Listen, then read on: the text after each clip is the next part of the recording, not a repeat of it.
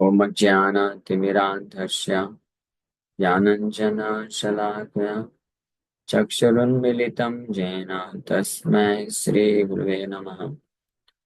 नमो विष्णुपादाय कृष्णप्रेष्ठाय भूतले श्रीमते भक्तिवेदान्त स्वामिन्निति नामिने। नमस्ते सारस्वती देवे गौरवाणी प्रचारिणे निर्विशेष शून्यवादी पाश्चात्य देश तारिणे नित्यानंद नमस्तुभ्यं प्रेमानंद प्रदायिने कलौ कल्मषनाशाय जानवापतये नमः। नमो महावदन्याय कृष्ण प्रेम प्रदायते कृष्णाय कृष्ण चैतन्य नामने गौरतुसे नमः। जय श्री कृष्ण चैतन्य प्रभु नित्यानंद श्री अद्वैत गदाधर शिवासादि गौर भक्त वृंद। हरे कृष्णा कृष्णा कृष्णा हरे हरे हरे राम राम राम हरे हरे। हरे कृष्णा। आप सभी भक्तों का हार्दिक स्वागत है आज के हरे नाम एवं केवलम की चर्चा में। हरे नाम नाम कैवल्य शतकम हम लोग वर्ष नंबर 32 तक चर्चा किए थे। नामेव परम यज्ञो नामेव परमं तपा ज्ञानं यत् परम लोके हरेर्नामैव केवलम्। Only the name is the supreme sacrifice. परम यज्ञ है नाम। Only the name is the supreme austerity. Param tapah, paramam tapah. That which is superior in the world even to knowledge, Gyan, certainly is the name of Hari alone. नामैव तांत्र की संध्या नामैव वैदिकी तथा यदन्यत्करणीयं च हरेर्नामैव केवलम्। Only the name is the tantric sandhya. Similarly, only the name is the Vedic sandhya. Moreover, whatever else is to be performed, certainly is the name of Hari alone.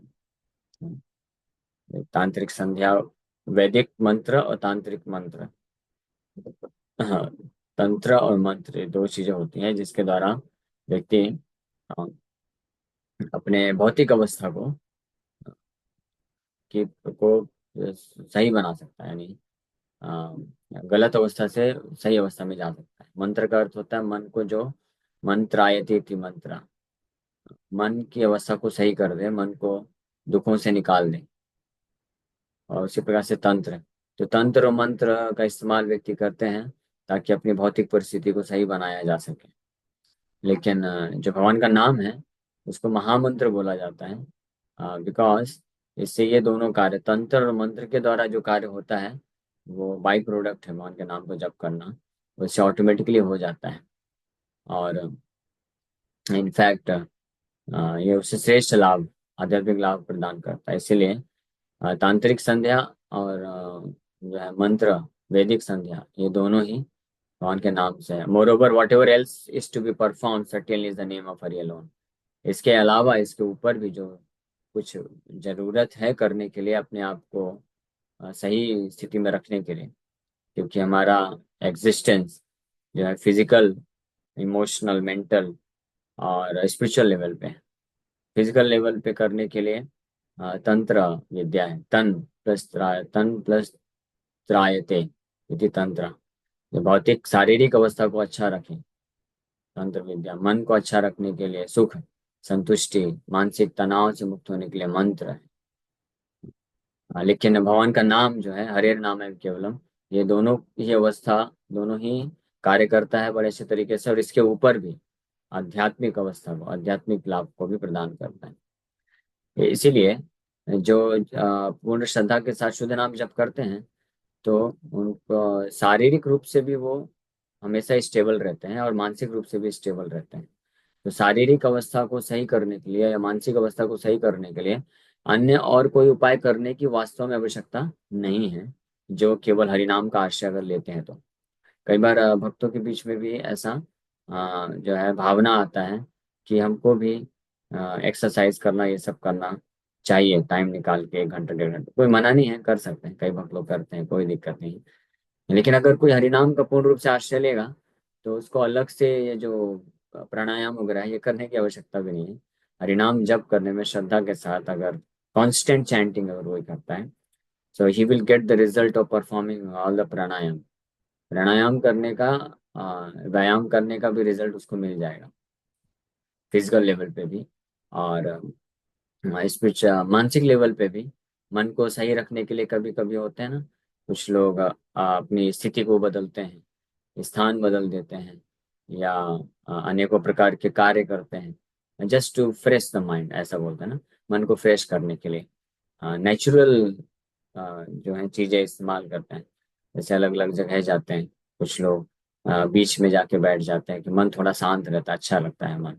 Sunset sunrise देखना, बीच में जाके बैठना, और natural environment में जाना, forest में जाना, और ट्रैवलिंग करना, इससे मन तो ये सर ये निश्चित रूप में ये कार्य करता है, ऐसा नहीं कि कार्य नहीं करता है, कार्य करता है। तो इसका इस्तेमाल किया जा सकता है, but one who has taken full shelter of Krishna holy name, जिसको कृष्ण के नाम में विश्वास है, तो उसको अननेसेसरी अपने अपने अटेंशन को डाइवर्ट करने की जरूरत नहीं है।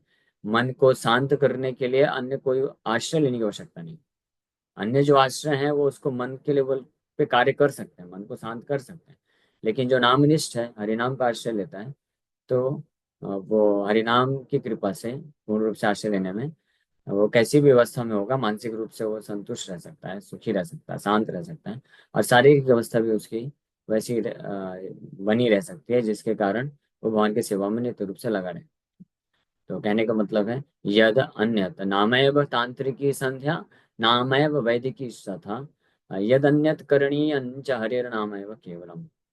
नामैव तांत्रिकी संध्या, नामैव वैदिकी तथा, यदन्यत् करणीयं च हरेर्नामैव केवलम। तो यहाँ पे कई श्लोकों में आप देखेंगे कि नामैव नामैव आ रहा है। नामैव means only the holy name जो है। यानी अन्य जितने भी साधन है, अन्य जितने भी तरीके होते हैं हमको आइदर फिजिकली और मेंटली इमोशनली और इंटेलेक्चुअली कुछ स्टेबिलिटी देने के लिए, जितने भी अन्य साधन है वो एज इफेक्टिव नहीं होते, इतने इफेक्टिव नहीं होते जितना नाम होता है। यानी कि अन्य साधन कुछ है, कुछ टेम्परेली वो हेल्प कर सकते हैं, लेकिन परमानेंट सोल्यूशन भौतिक स्तर के भी, जो कि बाई प्रोडक्ट है नाम जप करने का, नाम का आश्रय लेने का बाई प्रोडक्ट है, शारीरिक stability, physical stability, mental stability, ये सब बाई प्रोडक्ट है। लेकिन इसमें भी हरिनाम में जो निष्ठ भक्त होता है वो परमानेंट स्टेबिलिटी प्राप्त कर लेता है, physically mentally emotionally intellectually in all the aspect. और जो अन्य साधन होते हैं जो हमको मदद कर सकते हैं फिजिकल स्टेबिलिटी या मेंटल स्टेबिलिटी के लिए, वो टेम्परेली इफेक्ट दिलाते हैं, टेम्परेरी इफेक्ट होता है। इसलिए बोल रहे हैं कि नाम है यानी only the holy name is perfect tantric sandhya, only the holy name is the perfect Vedic sandhya. अन्य जो हैं हो सकते हैं but not so much effective. और मोर ओवर इसके अलावा यद अन्यत करणीयन, इसके अलावा भी जो कार्य करने के लिए जरूरत है अपने आप को आध्यात्मिक लेवल पे या भौतिक लेवल पे, भौतिक स्तर पे सुखी बनाने के लिए या स्टेबल रखने के लिए, वो सब is to be perform, that is certainly is the name of Hari alone, holy name ये है। दैट्स व्हाई हरेर नामाय केवल, only the name of Hari and Hari only. इसलिए एक श्लोक और आता है, सर्व सब कुछ है भगवान का नाम, क्या exactly, Holi name of the Lord is everything, it can best all the benediction. कभी कभी कुछ लोग बोलते हैं ना, जो श्रद्धा विहीन लोग होते हैं वो बोलते हैं क्या आपके हरे कृष्ण नाम जप करने से आपका पेट भर जाएगा? तो हम तो खैर, जो नए लोग हैं जिनको श्रद्धा नहीं है, तो हम बोल देते हैं कि हम आपको थोड़ी ना बोल रहे हैं 24 घंटा जप करो। आप 1 घंटा 2 घंटा, अच्छा 16 माला तो जप करिए कम से कम, बाकी समय आप 8 घंटे जॉब करिए, उससे आपका पालन पोषण हो जाएगा। लेकिन आप नाम जिस प्रकार से आप जॉब धंधा करते हैं, भौतिक कार्य करते हैं ताकि आप शरीर के लिए जो है शरीर को स्टेबल रख सकें, पालन पोषण कर सकें, उसी प्रकार से आपका मन भी तो है, वो भी तो एक शरीर है ना, उसके उसके उसका केयर क्यों नहीं करते हैं? क्या जॉब करने से आपका मन का स्टेबिलिटी हो जाएगा? क्या खाने से, अनाज खाने से मन की स्टेबिलिटी हो जाएगी? उसके लिए नाम, हरिनाम का आश्रय लीजिए। तो दोनों के लिए कार्य करिए। शरीर के लिए आप भौतिक कार्य करिए, पैसे कमाइए, और अनाज एकत्रित करिए, खाइए पिलाइए, जो करना है करिए, शरीर स्टेबल रहे। ये मन की स्टेबिलिटी के लिए आप भगवान का नाम भी जप करिए। तो दोनों चीज करिए। हम थोड़ी ना बोल रहे हैं केवल नाम जप करते रहो बाकी सब छोड़ दो। लेकिन एक्चुअली में क्या है, जिनको श्रद्धा है तो उनको हम बता सकते हैं, नामाएव, only the holy name is sufficient, nothing else is required. If somebody who is qualified, who can chant Hare Krishna Mahamantra 24 hours a day, everything else will be supplied by the Supreme Lord. He need not to worry for anything else. अगर कोई इतना नामनिष्ठ हो जाए, जो अगर 24 घंटे भी नाम जब नाम स्मरण कर सके, फुली कृष्ण कॉन्शियस हो जाए, तो उसको फिर अन्य अपने शरीर को मेंटेन करने के लिए उसको खुद एंडेवर करने की जरूरत नहीं। Even to the point of neglecting all his eating, sleeping and drinking, he can, his body can be maintained by the holy name. Of course we are not at that level, अभी हम उस स्तर पे नहीं हैं। लेकिन एक ये बात है, ये फैक्ट है, ये कोई जस्ट थ्योरी नहीं है। प्रैक्टिकली सड़ गोस्वामी जिसको किए हैं, they practically they gave up all their eating sleeping, पूरा अपना आहार निद्रा विजिता, आहार निद्रा को त्याग कर दिया पूरी तरीके से, फिर भी परफेक्ट तरीके से शरीर का मेंटेनेंस हो रहा था। तो शरीर का मेंटेनेंस भी भगवान करते हैं।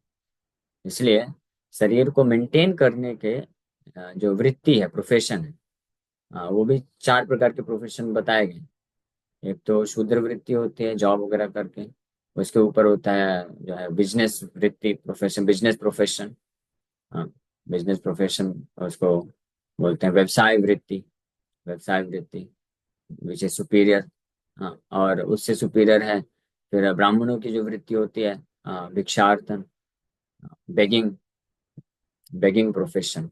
और और भिक्षुक बनना, भिक्षुक वृत्ति, भिक्षा वृत्ति, या मधुकरी भी उसको बोला जाता है। तो that is highest in material world. भौतिक जगत में ये हाईएस्ट है। भीख मांग करके जीना, that is the highest kind of profession, most purest form of profession which one can adopt for maintaining one's body. But उसके लिए क्वालिफिकेशन की जरूरत है। One has to be a Brahmin. Brahmin मतलब बस जाति से नहीं, ब्राह्मण मतलब ब्राह्मणिकल क्वालिफिकेशन होनी चाहिए। वो ऐसा ब्राह्मण क्वालिफिकेशन मतलब समोदमा, जिसके इंद्रियां, मन और इंद्र पूर्ण रूप से संयम में है। वो जो भी दान में स्वीकार करेगा, भिक्षा, भिक्षा मतलब दान में स्वीकार करना, उसको अपने शरीर के मेंटेनेंस से जितना रिक्वायर्ड है उतना ही करेगा, बाकी सब वो दान कर देगा, बाकी सब कृष्ण की सेवा में लगा देगा। सो वो ऐसा व्यक्ति जो होता है योग्य होता है to to demand charity and भिक्षा मांगना, भीख मांगना। लेकिन उससे भी हाईएस्ट जो बताया गया है, which is practice by paramahansas, जो पूर्ण रूप से देहात बुद्धि के ऊपर है, उससे हाईएस्ट है, दैट इज अयाचिक वृत्ति और ये अजागर वृत्ति। अजागर वृत्ति या अयाचिक वृत्ति, not even demand asking for anything to anyone, जो माधवेंद्रपुरी बाद हुए वो प्रैक्टिस किए, और अन्य और भी ऐसे कुछ उदाहरण है भागवत में। वो इसको प्रैक्टिस करते थे, अजागर वृत्ति। अवधूत ब्राह्मण करके एक हुए भागवत में, 11वें स्कंद में, वो भी यही प्रैक्टिस करते थे। अवधूत ब्राह्मण जो है अजागर वृत्ति का प्रोफेशन था उनका, यानी किसी से कुछ मांगते नहीं थे, जो अपने आप आगे उसी से जीवन यापन करते थे। और वो काफी हेल्दी थे, बहुत नौजवान और हेल्दी दिखते थे। तो जब यदु महाराज और अन्य कुछ राजा जिनको फिर बाद में शिक्षा देते हैं, तो वो लोग देख के बड़े आश्चर्यचकित हुए कि you do not work, you do not ask for anything. आप ना तो कुछ जॉब करते हो, कुछ कार्य करते हो, और ना ही किसी से आप मांग के खाते हो, तो फिर आप ये शरीर कैसे मेंटेन हो रहा है? तो वो बहुत सुंदर वहां पे भी प्रवचन करते हैं, भागवत धर्म को स्थापित करते हैं। तो देन अजागर वृत्ति यानी आयाचक वृत्ति होती है, then his body is maintained by the supreme lord, supreme lord's arrangement. वैसे तो इस संसार में कोई भी व्यक्ति है जो अपना मेंटेनेंस करता है तो भगवान की कृपा से ही मेंटेनेंस होता है। लेकिन जो खुद प्रयास करता है तो भगवान पर्सनली उसको मेंटेन नहीं करता है, वो किसी न किसी माध्यम से वो खुद ही प्रयास करके प्रकृति से लेता है, एंडेवर करके, लेकिन वो भी भगवान की कृपा से मिलती है। लेकिन जो फुली सरेंडर डिवोटी होते हैं कृष्ण को, तो वो अपने मेंटेनेंस को भी भूल जाते हैं just for the sake of serving Krishna. लेकिन इसके लिए वो क्वालिफिकेशन है, one can not imitate this, इसको कोई नकल नहीं कर सकता। नकल करेगा तो उसका अकल चला जाएगा, वो नीचे चला जाएगा।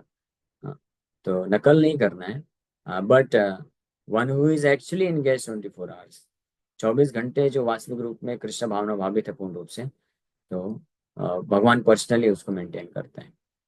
भगवान पर्सनली आके खिला भी सकते हैं, जैसे माधवेंद्रपुरी को जाकर के दूध का मटका देके खिला भी दिए, और उसके बॉडी को, body becomes transcendental, he doesn't require eating sleeping all this thing. तो भगवान ये गीता में भगवान बोलते हैं, अनन्यास चिंतयन्तो यो माम ये जना परिपासिते तेषां नित्यभियुक्तानां योगक्षेमं वहाम्यहम्। आई बियर हिज मेंटेनेंस, मैं वहन करता हूँ योगक्षेमम, यानी उसको जो जरूरत है मैं प्रोवाइड करता हूँ, और जो उसके पास है मैं उसको प्रिजर्व करता हूँ।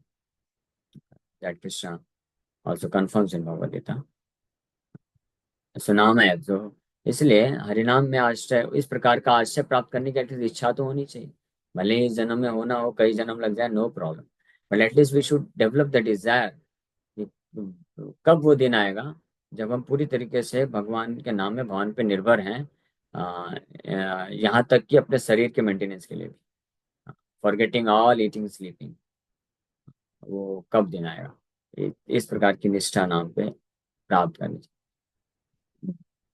धर्मदम धर्म कामस्य कामस्य कामदम अर्थदञ्चार्थकामस्य हरेर्नामैव केवलम्। तो इस श्लोक में हम लोग कल चर्चा करेंगे। Thank you very much. Hare Krishna. हाँ, किसी वक्त का कोई प्रश्न है तो पूछ सकते हैं। हरे कृष्ण। खुद के घर की नहीं होती, बाहर के लोग हमें देते हैं। और हम सोचते हैं उस टाइम की भगवान भी रहते हैं यहाँ पे इस घर में और सब देख रहे हैं, फिर क्यों ऐसा हमारे संग होता जा रहा है, होता जा रहा है, क्यों नहीं कुछ कर रहे? मतलब नाम के प्रति कोई थोड़ा कुछ सा नहीं मन कर में सकता। संशय आता है। क्या कर सकता है कोई? प्रहलाद महाराज का उदाहरण क्यों दिया भागवत में हमको? इतना लोगों से ये कुछ, कोई कुछ का बोल देता है, कुछ कह देता है, इतना क्यों घबराना? नहीं, कहने का नहीं है, मतलब ऐसी चीजें जो भगवान के ही हाथ में है, तो भगवान क्यों नहीं कुछ नहीं तो करते हमको हैं? भगवान को, हमको क्यों डिमांड करना? We don't want to give any pain to the lord. हम भगवान से डिमांड करना ही नहीं चाहते, सिंपल सी बात।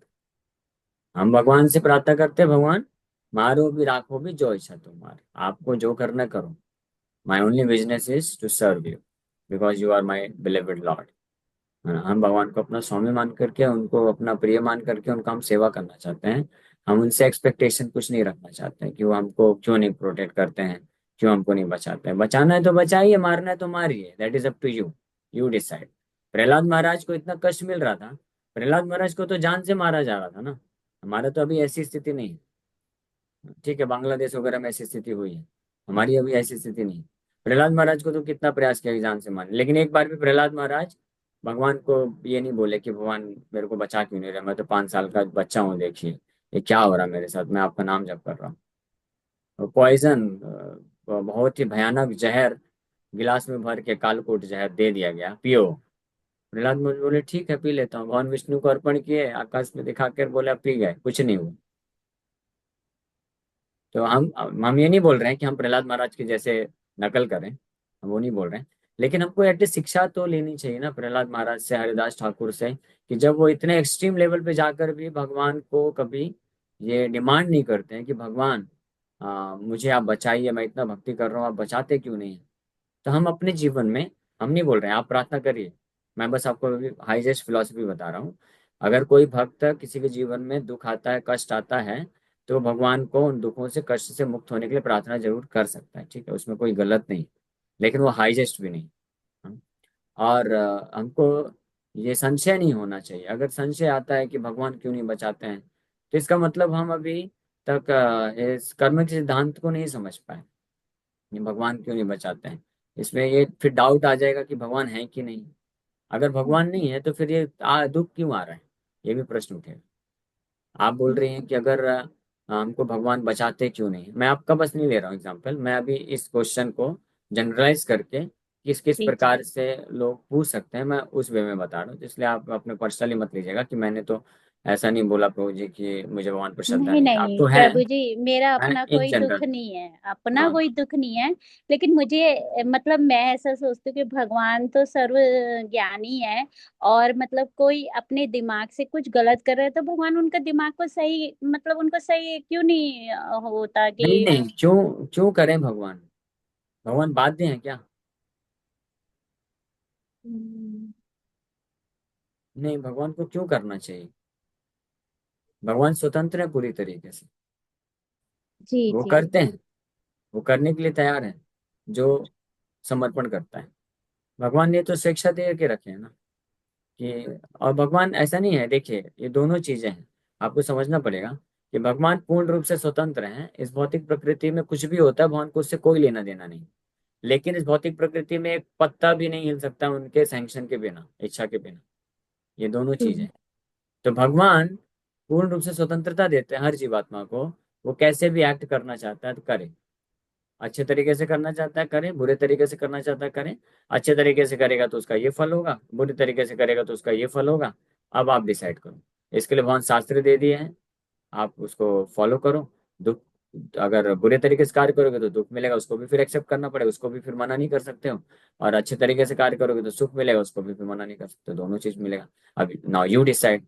तो भगवान तो अपनी तरफ से ओपन ऑप्शन दिए हैं, लेकिन फिर भी भगवान रोकते हैं। ये भगवान की और एक्स्ट्रा कृपा है। कैसे रोकते हैं भगवान? अनेकों तरीके से। जब कोई बुरा कार्य करने जाता है तो उसको बहुत सारी बाधाएं मिलती हैं, और फिर बुरा कार्य करने के बाद इमीडिएट रिएक्शन मिलता है। तो ये सब के तरीके से भगवान उसको रोकना चाहते हैं, बट फिर भी वो समझना नहीं चाहता है। यानी उसको और इस प्रकार से बुरे कार्य को करके दुख प्राप्त करने की आवश्यकता है, ताकि वो इस मति में, इस स्थिति में पहुंच जाए कि ये सब नॉनसेंस है, मुझे ये सब छोड़ करके भगवान को समर्पण करना चाहिए। तो भगवान की कृपा है। और भगवान इस यहाँ पे भी कम नहीं होते हैं, भगवान और आगे बढ़ते हैं। अपने वैष्णवों को वो भेजते हैं, भक्तों को भेजते हैं, पूरा गुरु शिष्य परंपरा चालू कराते हैं। और फिर भक्त लोग भगवान के बिहाफ में, भगवान फोर्स नहीं करते हैं, भगवान स्वतंत्रता दे देते हैं।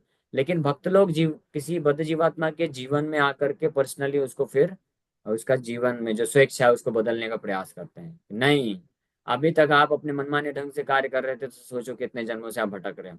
छोड़ दो इस स्वेच्छा को गलत तरीके से इस्तेमाल करने का, और अपनी स्वेच्छा को भगवान को समर्पण करो। तो भक्त लोग ये कार्य करते हैं भगवान के बिहाफ में, तो वास्तव में भगवान ही करते हैं अपने भक्त के माध्यम से। तो भगवान की ये बहुत बड़ी दया है। हमको इस एस्पेक्ट में समझना चाहिए, जानना चाहिए। केवल हमको ये नहीं सोचना चाहिए कि भगवान रोकते क्यों नहीं है, भगवान क्यों नहीं करते हैं, भगवान क्या दयालु नहीं है। ये शास्त्र में फिर भगवान को करुणा सिंधु क्यों बोला गया है? इस मर्सी इज अनलिमिटेड। तो भगवान जब किसी बद्ध जीवात्मा को गलत कार्य करने के लिए अलाउ करते हैं, वो भी उनकी बहुत बड़ी कृपा है, क्योंकि उसके माध्यम से वो सीखेगा, जानेगा। और उसको रोकने का हर तरीके से फिर इंस्ट्रक्शन देने का भी प्रयास करते हैं, रोकने का भी प्रयास करते हैं, शास्त्र के माध्यम से, भक्तों के माध्यम से, और समाज के माध्यम से, माया देवी के माध्यम से। सारे तरीके हैं। जितने भी किसी भी व्यक्ति हमारे जीवन में जो भी कुछ होता है, सब भगवान का अरेंजमेंट है। भगवान हमको हमारे स्वेच्छा को सही इस्तेमाल करने के लिए प्रेरित करना चाहते हैं, दैट्स ऑल।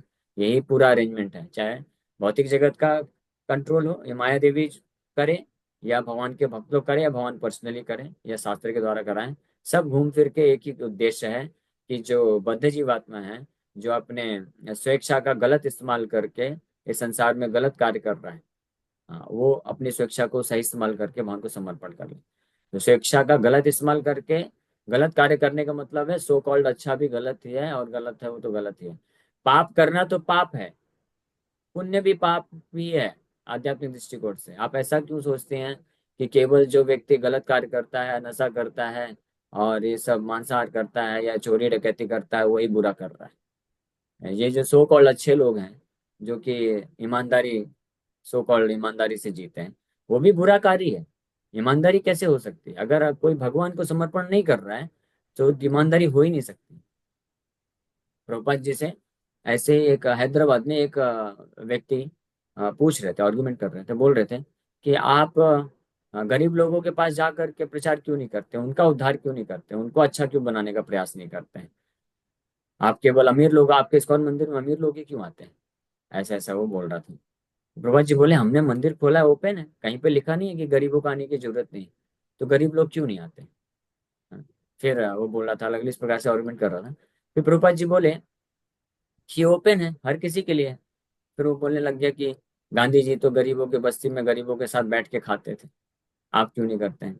बोले हमने ओपन कर दिया, इतने सारे मंदिर खोल दिया, पूरे ऑल ओवर वर्ल्ड में जाके मैं प्रचार कर रहा हूँ, ओपन कर रहे हैं, at least I have done this much, now I have created the facility, हमने फैसिलिटी बनाया, अब आप करो वो कार्य आकर के, आओ मंदिर में जुड़ो और प्रसाद लेके जाओ, गीता लेके जाओ, गरीबों के घर घर जा जा करके आप पढ़ाओ, why you are expecting me to do everything? फिर finally Prabhupada ji final instruction दिए, बोले कि आप ऐसा क्यों सोचते हो कि जो जिसके पास पैसे की कमी है, पैसा नहीं है जिसके पास, या जो बीमार है वही संसार में दुखी है, वही गरीब है। फॉर अस, हमारे लिए, any one who is not Krishna conscious, जो भी कृष्ण भावना भावित नहीं है, कृष्ण को समर्पण नहीं करता है, वो गरीब है। भले ही वो ब्रह्मा जी भी क्यों ना हो जाए, देवता भी बन जाए, या इस संसार में बहुत बड़ी पद प्रतिष्ठा क्यों ना हो, बहुत सारी संपत्ति हो उसके पास, अगर वो कृष्ण को समर्पण नहीं कर रहा है तो वो सबसे गरीब है। और अगर किसी के पास पूरी तरह से निर्धन है, पैसे नहीं है, वो लाचार है, बीमार है, और उसका जीवन में पूरी तरह का भौतिक दुख है, लेकिन अगर उसके हृदय में भावना है कृष्ण को समर्पण करना चाहते हैं, तो वो अमीर है। इस बात को चैतन्य महाप्रभु ने प्रमाणित किए, कोला बेचा श्रीधर। चैतन्य महाप्रभु के ऐसे भक्त हुए जिनकी इतनी भी आमदनी नहीं थी कि वो अपना कपड़ा धोती खरीद के पहन सके, एक ही धोती थी उनके पास, उसी एक धोती को रात को धुल के रख देते थे, गमछा लगा के सो जाते थे, फिर सुबह उठ करके वही धोती पहन लेते थे, और उस धोती में भी 10-11 छिद्र थे, उसको सिल सिल के यूज करते थे। उनके पास एक ही पीने के लिए एक पात्र था, उसी पात्र से वो जो है फ्रेश होने जाते थे, उसी को धुल करके फिर उसी में पानी पीते थे, उस पात्र, लोहे के पात्र में भी कई छेद थे। और रहने के लिए जो घर था, ऊपर जो छत थी वो टूटी फूटी थी, बारिश होता था तो एक वो अपने ऊपर एक छाते का अरेंजमेंट करके बैठ के जब करते थे। इतना भी नहीं था उनके पास। महाप्रभु के महान भक्त है, महाप्रभु आके बोलते हैं कि मैं दिखा दूंगा पूरे जगत को तुम्हारे पास कितना धन है, तुम छुपा के रखे हो, बहुत सारा पैसा तुमने कमाया है ना। फिर महाप्रकाश लीला में महाप्रभु प्रकाशित करते, देखो ये कोला बेचा श्रीधर सबसे अमीर व्यक्ति है पूरे जगत में, क्या है उसका धन? हरिनाम धन है, वो मेरा शुद्ध भक्त है। अब महाप्रभु फिर कोला बेचा श्रीधर को महाप्रकाश लीला में ऑप्शन देते हैं, वर मांगा, मांगो क्या चाहिए, मैं सब कुछ दूंगा तुमको आज। कोला बेचा श्रीधर बोला नहीं, मुझे कुछ नहीं चाहिए। हाँ, उसके पास कुछ नहीं है, खाने के लिए नहीं है, पहनने के लिए कपड़े नहीं है, और रहने के लिए छत नहीं है। वो बोलता मुझे कुछ नहीं चाहिए। फिर महाप्रभु बोले अरे मांग नहीं रहा, मांग नहीं रहा है। तो महाप्रभु बोले मैं देना चाहता हूँ, मांगो। तो फिर फाइनली ये मांग लिया, क्या मांगे कि ये जो ब्राह्मण है, जो मेरे दुकान में हमेशा आकर के मेरे साथ 3-3 4-4 घंटे डेली तर्क वितर्क करता है, उस ब्राह्मण, कौन ब्राह्मण है? वो सामने ही बैठा है, निमाई ब्राह्मण। उस ब्राह्मण के चरण कमल में मेरी अहेतु की भक्ति हमेशा बनी रहे, ऐसी भक्ति कि उस भक्ति को करने के लिए मैं कुछ मांगू नहीं, कभी पूरे जीवन में कभी भी नहीं मांगू। अहेतु की भक्ति उसको बोलते हैं, वो हमेशा मेरे हृदय में प्रकट रहे। तो महाप्रभु बोले, फिर फाइनली महाप्रभु बोलते हैं कि श्रीधर, मैं चाहता हूं कि तुम राजा बन जाओ, मैं तुम्हें राजा बनाना चाहता हूं। तो उस वक्त भी मना कर दिया, बोले नहीं प्रभु, मोहि कुछ किच्छू ही न चाह, मुझे कुछ नहीं चाहिए, I don't want anything. Anyway, जी इसको प्रभु जी। हाँ, पर हम लोग थोड़े भौतिकता में हो जाते हैं ना, समर्पण भी करते हैं लेकिन जब लिमिट क्रॉस हो जाती है फिर सोचते हैं ठीक है, कोई कि दिक्कत नहीं। नहीं, नो हाँ प्रॉब्लम, हम मना नहीं कर रहे हैं। मैंने देखिए हाइजेस्ट स्तर क्या है, मैं हम चर्चा करके बताया, मैं खुद भी उस स्तर पे नहीं हूँ। हम एक्सपेक्ट करते हैं, अब मांग सकते हैं, कोई दिक्कत नहीं। भगवान से अगर कोई भक्त, आप जैसे आप सब भक्त लोग हैं, तो आपकी भौतिक स्थिति खराब चलती है कभी, तो हमको मन डिस्टर्ब होता है, तो भगवान के पास जाके मांगना चाहिए, भगवान को बोलना चाहिए भगवान कृपा करके थोड़ी भौतिक स्थिति सही कर दीजिए, ताकि हम आपका भक्ति कर सकें। कम से कम ये इस तरह का भी प्रार्थना अगर कोई करता है भक्त, तो बहुत अच्छा है, कोई दिक्कत नहीं। लेकिन हम शास्त्र के हिसाब से हमको हाईजेस्ट क्या है वो भी हमको जानना चाहिए, ताकि हम प्रेरणा तो प्राप्त कर सके कम से कम आगे बढ़ने के लिए। नहीं तो फिर क्या है, हमको अगर पता नहीं होगा कि भक्ति का अर्थ क्या होता है, तो फिर हम भगवान से जाके प्रार्थना करेंगे, मांगेंगे और नहीं मिलेगा क्योंकि हमारे कर्म नहीं है उस हिसाब से, तो फिर हम भगवान को दोष देने लग जाएंगे, भगवान की भक्ति छोड़ देंगे। इसलिए हमको पता होना चाहिए कि भक्ति का ये मतलब है ही नहीं बिल्कुल भी कि हम कुछ भगवान से मांगे, हमारा कुछ भौतिक लाभ मिलना चाहिए, हमारे कष्ट दूर होने चाहिए। ये भक्ति का इससे कोई लेना देना ही नहीं। भक्ति इज कम्प्लीटली डिफरेंट।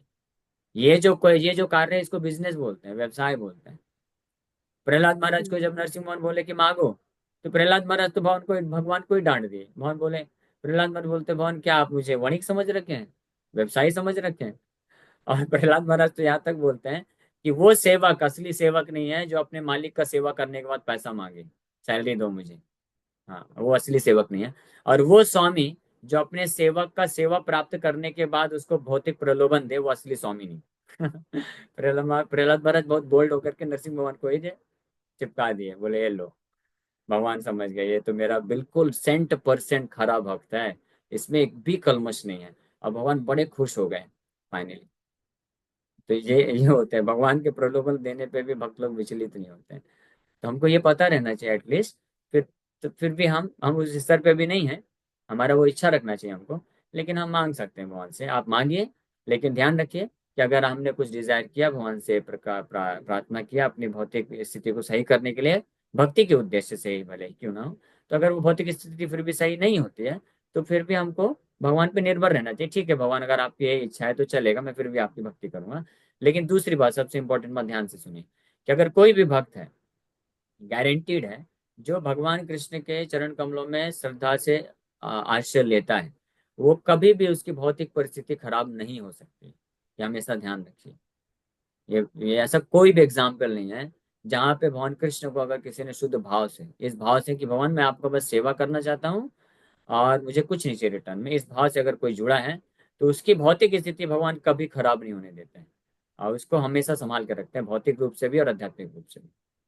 ठीक है, लेकिन भक्त का भाव होना चाहिए कि हम भगवान से कुछ भी भौतिक कामना ना करें और उनके चरण कमलों में केवल आश्रय लें और उनके ऊपर छोड़ें। हमको कभी परिस्थिति हमारे जीवन में, किसी के भी जीवन, हमारे सगे संबंधियों के जीवन में अगर ऊपर नीचे उतार चढ़ाव आते हैं, तो अगर हमको समझ में ना भी आए कि ऐसा क्यों हो रहा है, क्या पीछे इसका कारण है, तो भी भगवान पे निर्भर रहना चाहिए कि हाँ ठीक है भगवान, जो भी है आप देखिए, आपको अच्छा बनाना अच्छा बनाइए, खराब बनाना खराब बनाइए, दोनों स्थिति में वास्तव में अच्छा ही है।